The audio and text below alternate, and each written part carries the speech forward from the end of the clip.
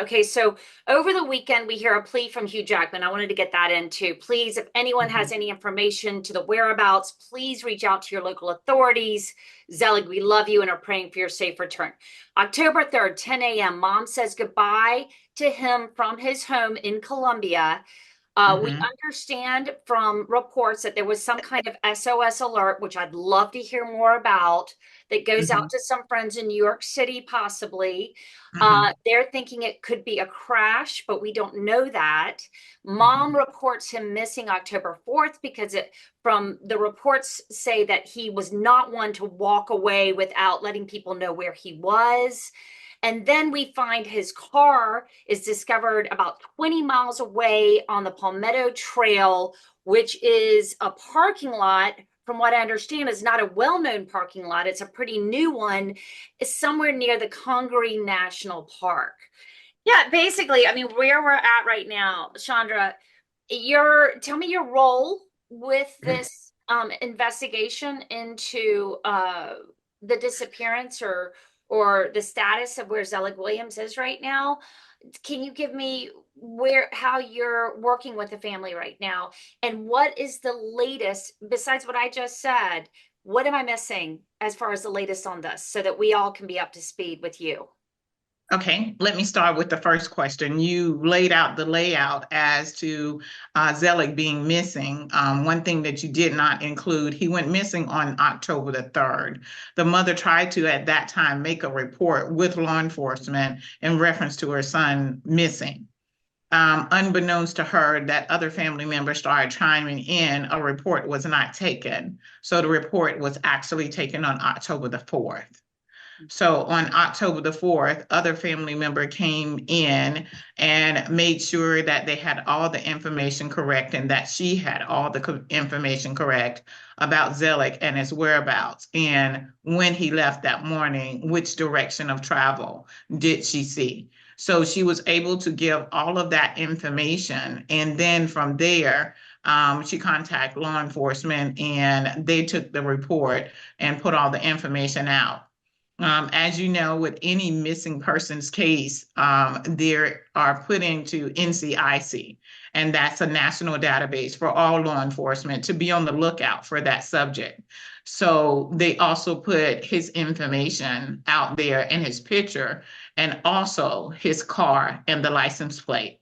So at that time, NCIC, they got a hit where the car was, and they went in that area and was able to find the information of Zelig's car and that it was not in a crash.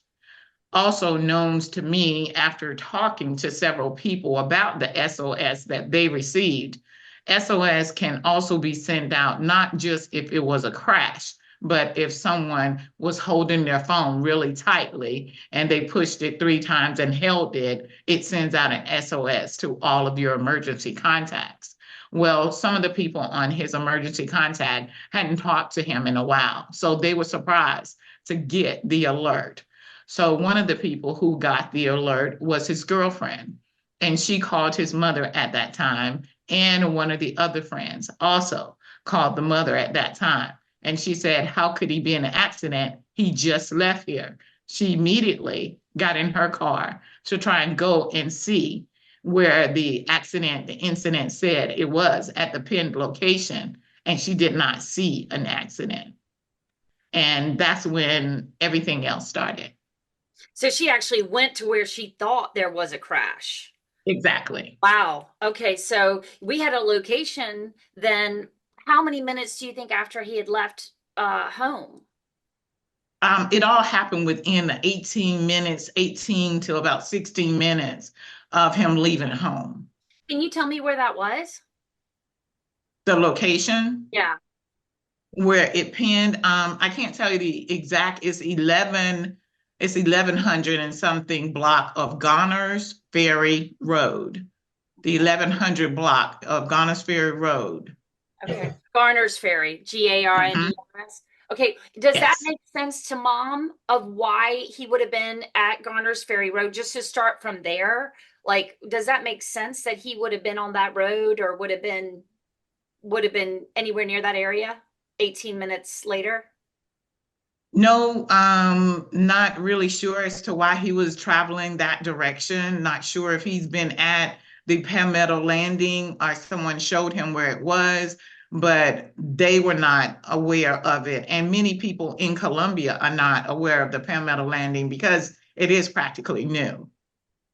Okay. And if I can jump in, I think that this information really, and I think Dave Rader from EquuSearch will agree with me, this it really changes the narrative, this new information that Chandra has told us.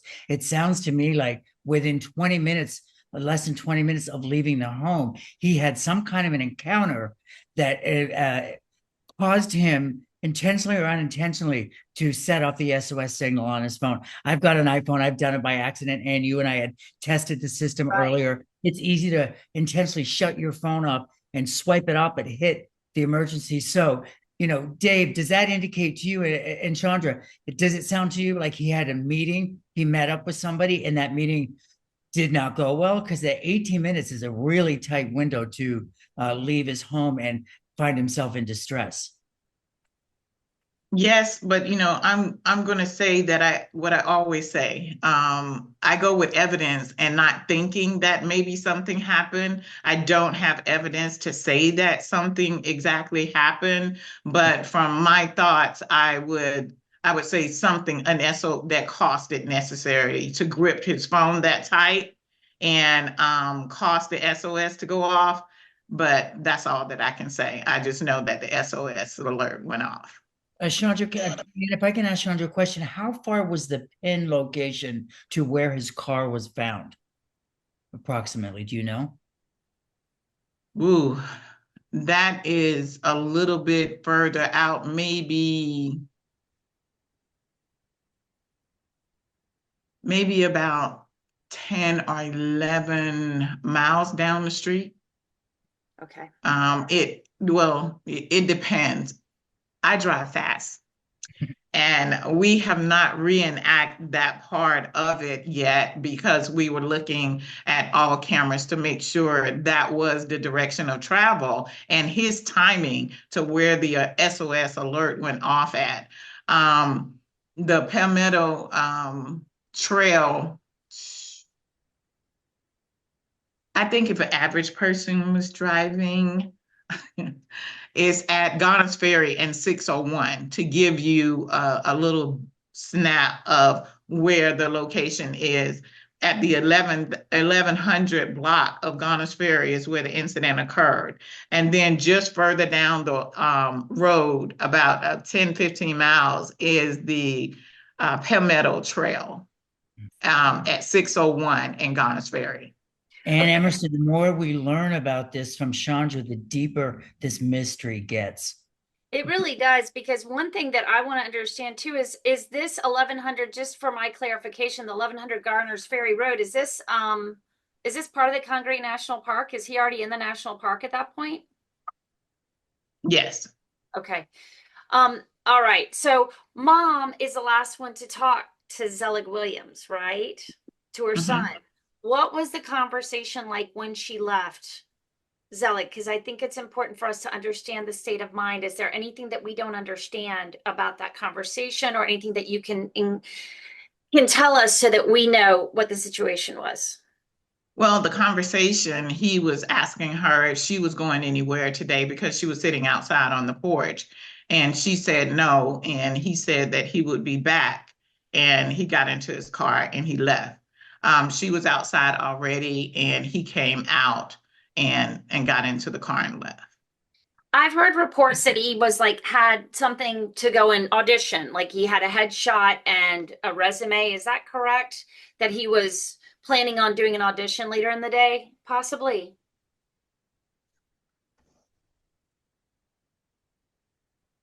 I'm not going to answer that. Oh, that's okay. All right. And what about his state of mind? Can you talk to what his state of mind was like when he left? Was there anything that you can tell us about how he was doing?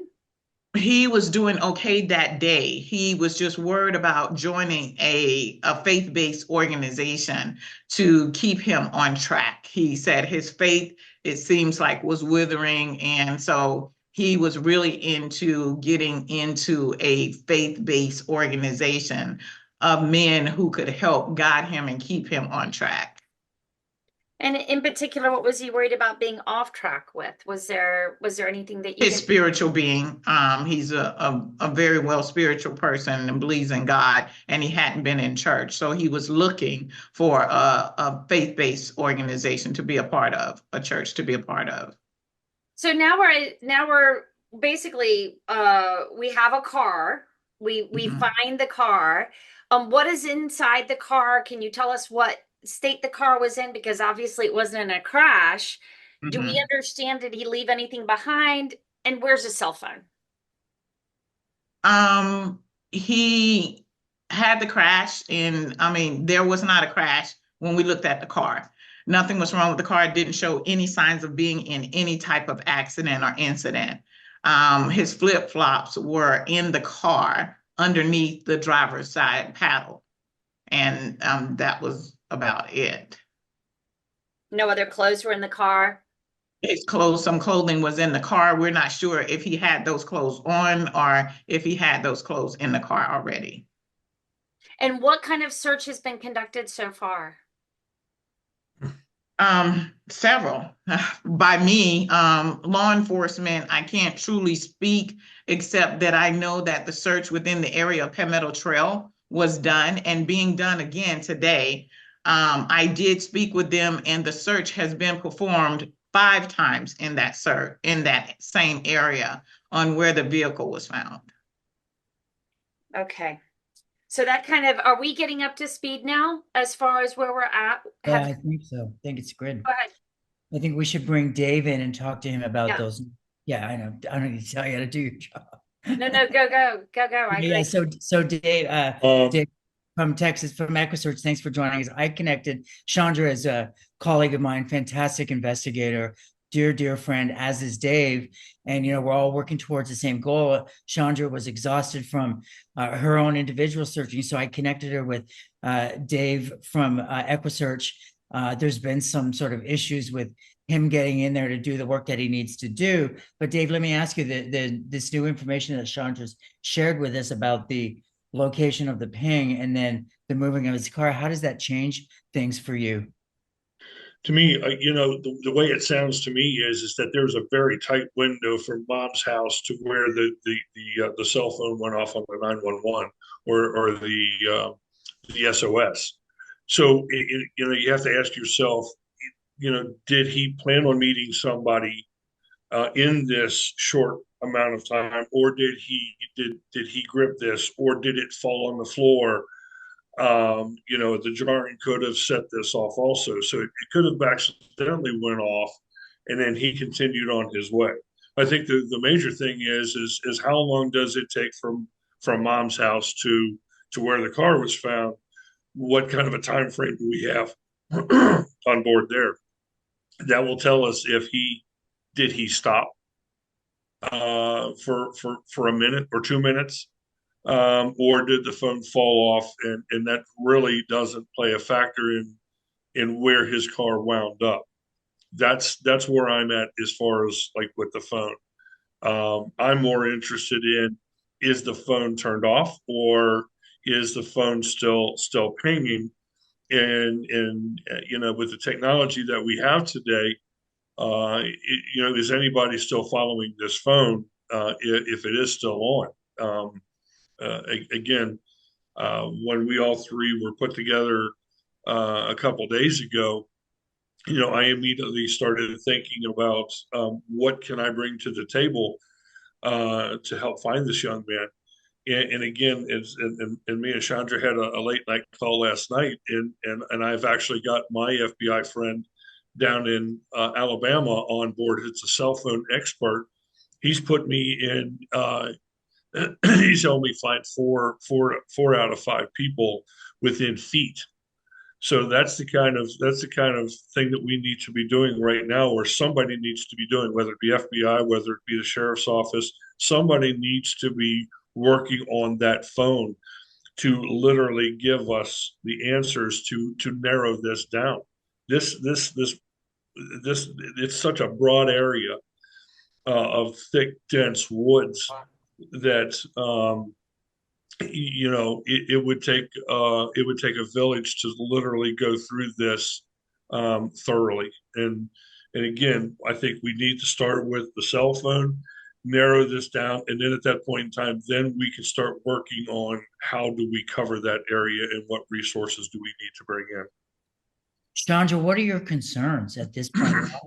We're almost 2 weeks into this search for Zelig, and Ann and I were talking earlier. This is not good. Like, where is this young man? And his family must be so frustrated that they don't have him home. Well, his family and his community of dancers are very frustrated because many of them had not known until it went national that he was missing. So they have been coming from everywhere asking how they can help and what can they do.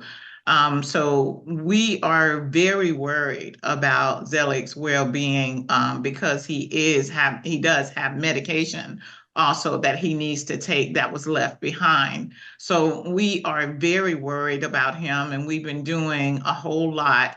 And since I came in, the family wanted to be a part of different things that I would go to. So I would leave them in the car to let them see the information that I encountered of how I was able to get camera footage from other places within the area to show that that was his direct travel. He did not pick up anyone in the neighborhood.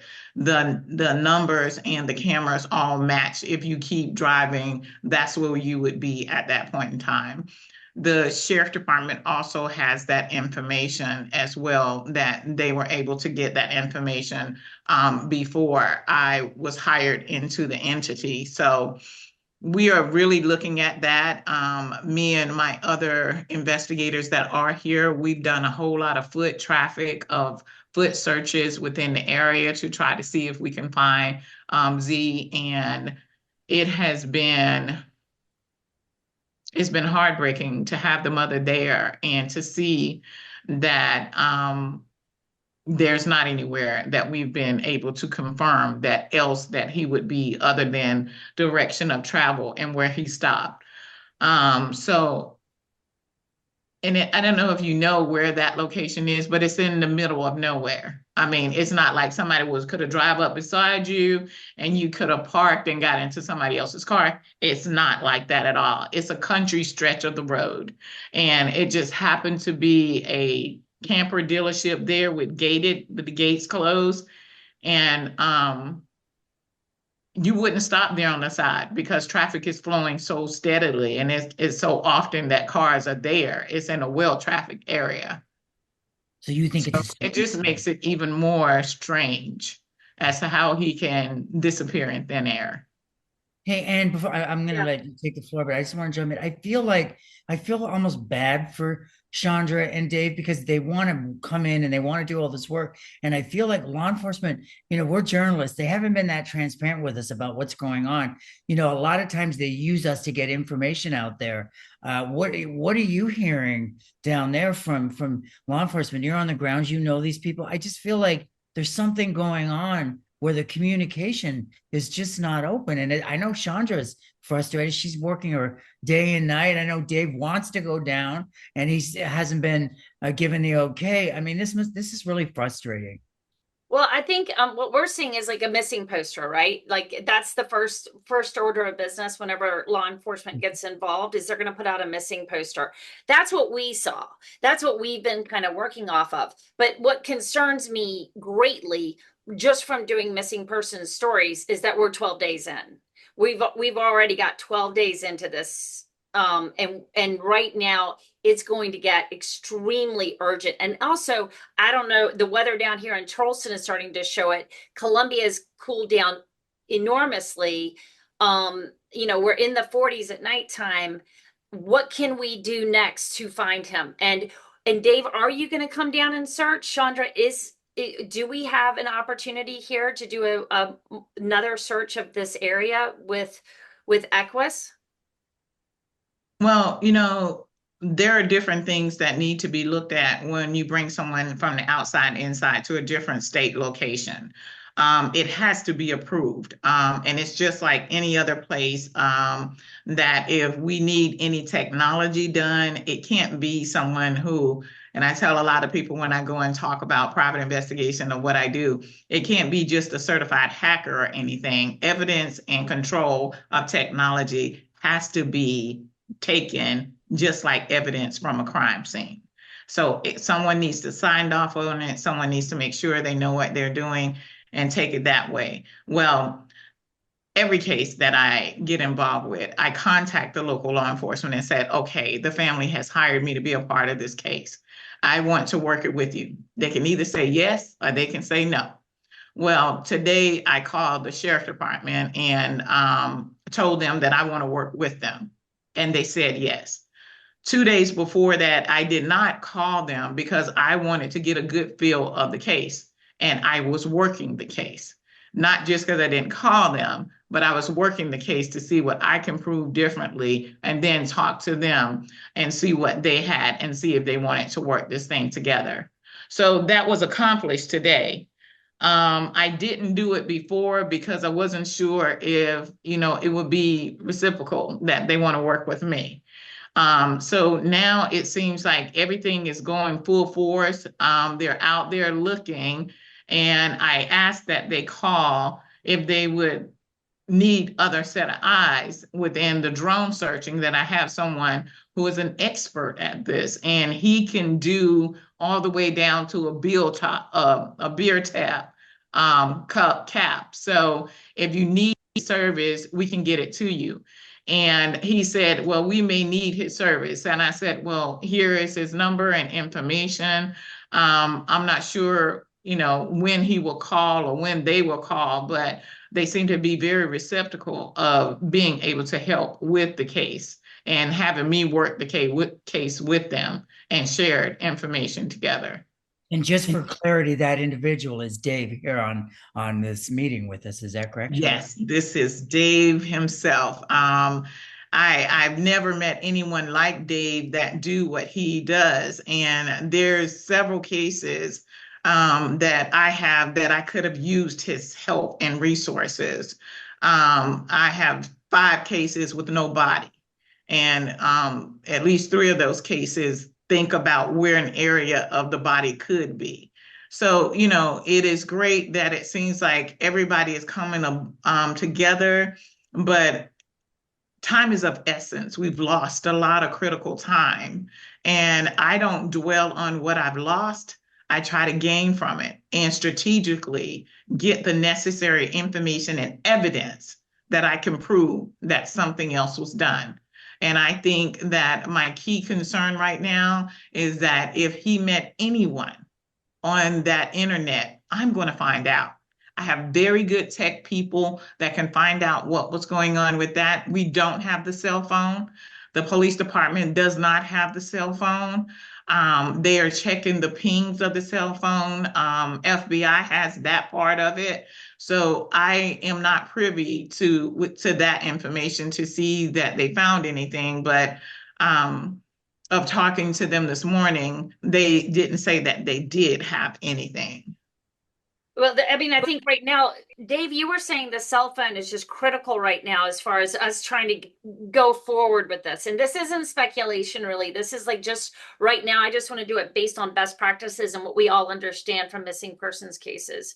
Right now, what can be done as far that has not been done yet with this search? Like, we know it's been searched 5 times. We know that they're working with the FBI to look at these pings. But what needs to happen right now, in your opinion, to move this forward so that we can find him?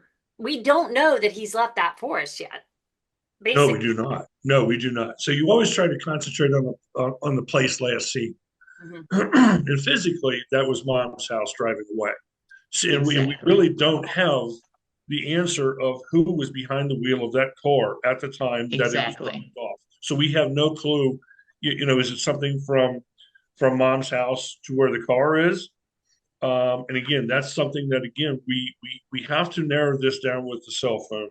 And I'm glad to hear that Chandra's and the FBI is still pinging that phone and trying to get this narrowed down. That would be awesome. In the meantime, I have some of the best technology on the face of the planet. I work very well with, and I was on the phone with Gene Robinson. And for those of you who don't know who Gene Robinson is, he is the godfather of drones. He is the individual who sued the FAA in order for drones to be used in the industry. You do not get any better than that. Then you sit there and you team him up with a gentleman, Shane Michaels, up in Canada, and the two have combined with bringing the technology. It's not what's on board the drone, it's the technology that's in the computer that actually does the magic. It's called Locate, LOC8.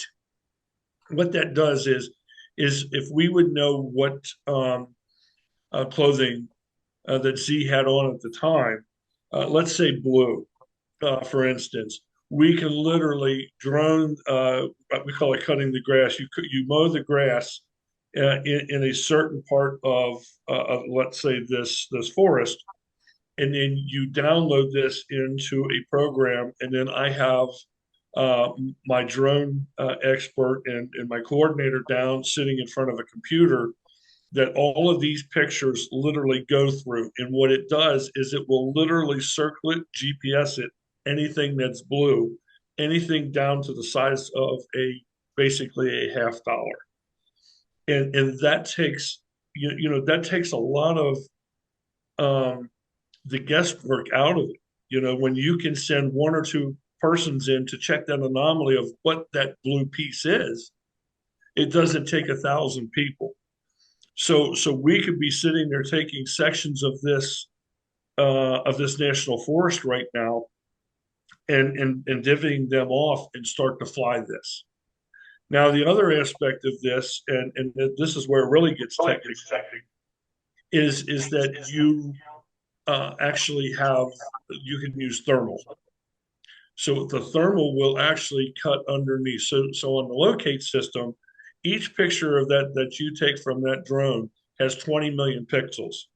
And all it takes is that one pixel out of the 20 million for that program to hit on and circle it.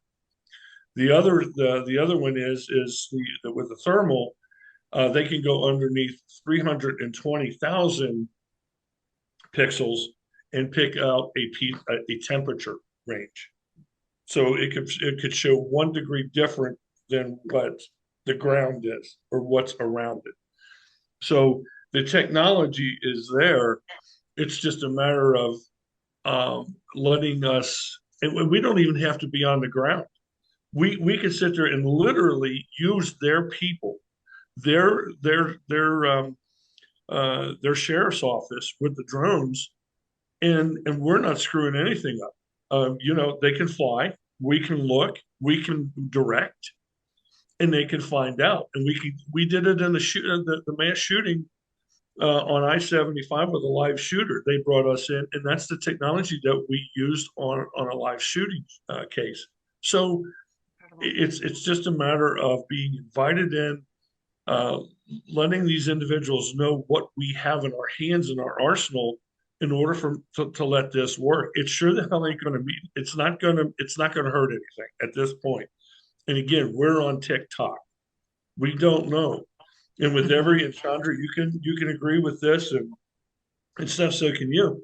Is that with every second, every minute of every hour of every damn day, if something did happen to this gentleman, we're losing valuable evidence in big time. So go ahead, Ann. And do you it's feel like that sense of urgency is there? Sorry, Seth. Do you feel like that sense of urgency is there, Chandra? Are you getting that sense of urgency right now that you need in order to push this forward? Well, I don't know that I would say that we're getting the urgency that we need, because I don't know exactly all what they're doing to encounter to get things done. But what I would say, if it was me, Dave would already be here. And I cannot, I don't speculate on other people's evidence or time, because, I interpret thing that anytime somebody is missing, it is of urgent need and response in order to respond to it. But I also understand that law enforcement has more than just that one case. Completely. You're absolutely right. And that's why bringing in like somebody like Dave makes a lot of sense, doesn't it? Because that's going to be a lot of extra support right now. Seth, you had a question? Yeah, and it's so frustrating for me.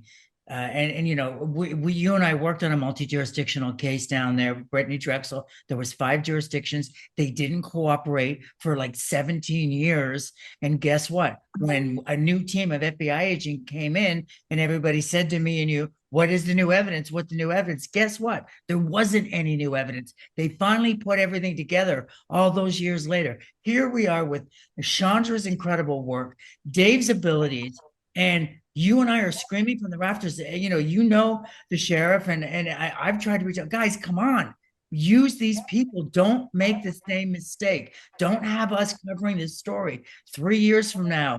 Like, get in there now. And I know Chandra's been really trying, and Dave's frustrated because he's ready to go. It's like this is a relay. We have to work together and pass the baton. They want to get across the finish line on their own, and they're making a huge mistake. And I'm going to be bold enough to say that the sheriff lot needs to reach out to Chandra, work with her, work with Dave, get these people on the ground, get your ego out of the way, and bring this young man home. I'm so frustrated by seeing this. All these great people. Chandra's working. She called me the other night. She was so tired she could barely get in the house. It doesn't make sense. Like, come on, people, put your egos aside and work together. Right? I said, Sean, I was just saying, Chandra, do you have anything to say about that? What do you think about what Steph's concerned about right now? Oh, I mean, it's understood. It's understandable that, the frustration is there, but I have done this for so long. I have seen this frustration for so long. And when I've seen people not do their job when it comes to somebody missing, and I don't let it frustrate me. And my other friend from California said last night when I told him how tired I was and that I will not stop because I feel that I'm close. I understand you have other cases, but why not work with other people who have more time? Point taken. Now, what I want to understand right now is where the sheriff's and I can speak to the sheriff's department about this as well. But right now it's listed as a missing persons case, but foul play has not been ruled out. Right. Okay. What does that say to you right now? A missing persons case, but foul play has not been ruled out. Are we talking to the community about what they've seen and heard? Are we getting out there to find out if anybody's seen anything? And that's one of the reasons we're doing this right now, by the way, is I feel like if we talk about where he was when he was there and be as transparent as possible, somebody might remember something. This might be a chance to get in front of somebody who just hasn't been paying attention. Well, there's a double-edged sword with that because you can give out too much information and people can back down on it.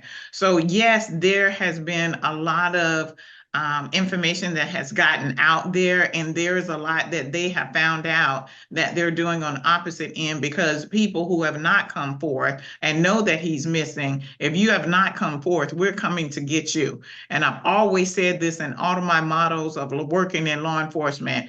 You need to come see me before I come get you. Because if I come get you, you have nothing else to say to me. I have the evidence to tie you to it, and it's exactly what it is. With this case of putting information and evidence out there, all I can say is with talking to them today, they have been doing some investigations and they have some leads that could possibly lead to somewhere. But of course, all of that information cannot be told to the public until somebody decide that they want to come forth and until they can get enough evidence that they can go and get them without them having to say anything. And I think that is pretty close to happening. You do. You feel like your radar's going off right now? Not radar, but your radar is going off right now that something is about to break on this. Yeah. Why? Yeah. Just because of evidence. Okay. You know, we just talked about Steph saying that, 17 districts or whatever, it's 17 years that people didn't talk. Thank God that it wasn't that. I am never too stubborn or bullheaded to reach out to someone and say that I got this evidence. Never will I keep information from anyone in an evidence case, because what evidence you have and what I have, we can probably make this a closed case. And so when people talk together, that's what you get. And so far with us talking this morning, some things have been gelling, I should say. Okay. As far as you getting on the internet and trying to figure out what his last movements were, are we close to that? Very, Okay, you're very close to that. very. Is it concerning? Can you just at least kind of lead us in a direction of understanding? Everything is concerning because he's without his meds. Gotcha. Okay. And it's very concerning. Yes. Can you explain, is it for his, what kind of, is it a physical danger, or is it a mental danger, emotional? Like can you explain his state of mind or physicality that needs to be protected right now? Because I do understand Mama's already said he's in a vulnerable state. Right. His mental well-being. Mm-hmm. Yeah. Chandra, if anybody's to see him, what would you advise them? Is he approachable? He's not a danger to anyone else. If they see him, they can talk to him. But I always tell people, if you see them, you keep your eye on them, you call 911, and if you can at any point, take a picture.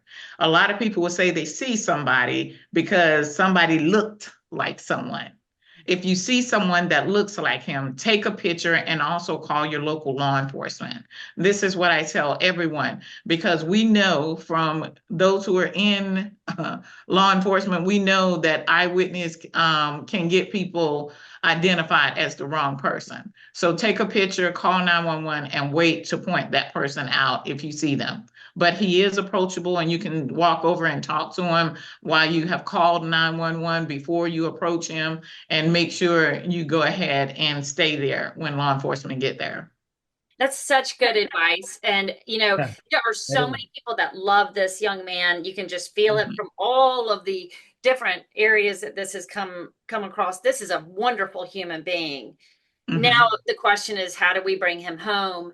And I guess this is a very sensitive question. Maybe it's not fair. Maybe it's too speculative, but do you feel at all confident right now that he is okay? From your research and all the work that you're doing right now. When I mean okay, I mean, is he alive? Do you feel confident that we're going to find Z alive? I have not found anything that would determine to me that I will not. The area to me has not been searched enough or found anything that will say that he was even ever there besides his car. I would also say that his well-being of not being on medication, he cannot be all right. I appreciate that. Thank you. So, Chandra Cleveland, private investigator for this family, correct? You're going to continue doing this work, and you've been hired by Zelig Williams family to do this work. Yes. All right. And Dave Rader, hopefully we're going to see you down here with EquuSearch doing what you do brilliantly. And I mean, just hearing what you can do literally gave me chills. Like, there's not very often that you find somebody that has this level of expertise that can come down at the last, and come in and help us figure this out. And of course, Steph Watts, brilliant investigative producer that I've worked with for years. I am so lucky to get to talk to all of y'all about this. And I want to keep on talking about it if we can help, Yeah, and by you doing this and Chandra being able to explain her position and Dave being able to explain the details of what he can do, let's hope that people can see this. And law enforcement, I know Chandra's been trying, but they can say, oh, Dave explained it so eloquently. Let's hope that this gets out there and goes viral. And Chandra and Dave and me and you, let's continue to work together and do what we can do. God willing, we'll bring this young man home. 100%. Yeah, That's 100%. our main goal. Exactly. Indeed. And like you said, the clock is ticking. Let's go.